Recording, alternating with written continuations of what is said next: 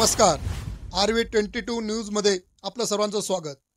जीवो जीवस्व जीवनम हेच निसर्गाचे सूत्र आहे। जीवनाच्या साखळीतील एक जरी कडी निखळली तरी सगळा संसारच अडचणीत येईल। म्हणूनच इथल्या प्रत्येकच जीवाचे संरक्षण महत्त्वाचे आहे। विविध कारणांमुळे पक्ष्यांना आपला जीव गमवावा लागत असल्याची माहिती पक्षी अभ्यासकांनी दिली आहे। रस्ते अपघात असो या त्यातले मुख्य कारण आहे। अशीच एक घटना आज सकाळी नेहमीप्रमाणे नांदगावमध्ये घडली। सकाळी कावळ्यांचे चिमणींचा चिवचिवाट कानावर पडतात। त्यात इतर प्राणीही गाय, वासरं, मांजरांची पिल्लं, कुत्री यांचा गोंगाट लक्षात येत असतो। सविस्तर माहिती अशी की राजवीर उर्फ सम्राट जाधव या बालकाच्या घरासमोरच भले मोठे आंब्याचे व कडुलिंबाचे 2 वृक्ष आहेत आणि बख्खळ प्लॉटचे मैदान आहे। आजूबाजूला महादेवाचे मंदिर आहे। तिथे देखील अनेक वृक्ष लावलेले असल्याने अनेक प्रकारचे पक्ष्यांची याच झाडांवर वास्तव्य आहे।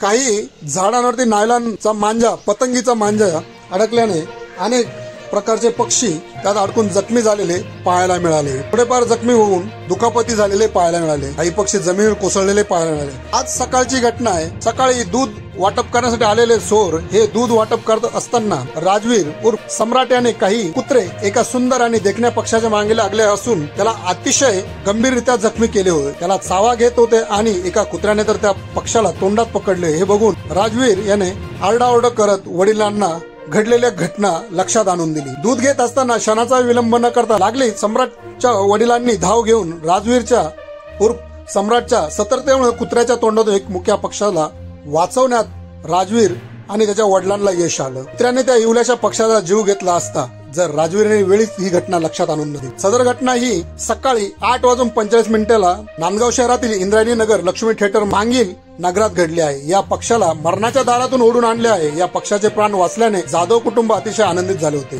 त्यांनी तातडीने त्याला पाणी पाजले। थोडाफार जीव असल्याचे लक्षात आले व प्राणी पक्षी मित्र सर्पमित्र गणेश देशमुख यांना बोलावून घेतले। त्यांनी तातडीने येऊन साळुंकी पक्षी प्रजातीचा असल्याने सांगितले व राजवीरचं कौतुक करत त्याच्याच हाताने या जखमी पक्षाला पाणी पाजले व प्रथम उपचार प्रक्रिया चालू केली असता पक्षाने प्रतिसाद दिला। पुढील माहिती दिली। या नवीन पिढीवर अशाच प्रकारे संस्कार राहिले तरच पक्षी प्राणी मात्रावर एक कौटुंबिक नातं राहील आणि माणुसकीचा यातून एक संदेश दिला जाऊ शकतो। काही तासाने साळुंकी पक्षी यांच्यावर उपचार केला असता तो ठणठणीत झाला असून धोक्याच्या बाहेर आला होता आणि त्याच्यावर असेच 2-3 दिवस उपचार केल्यानंतर तो ठणठणीत पूर्णपणे बरा होऊन त्याला पुन्हा निसर्गात मुक्त संचार करण्यासाठी सोडण्यात येणार अशी माहिती देण्यात आली।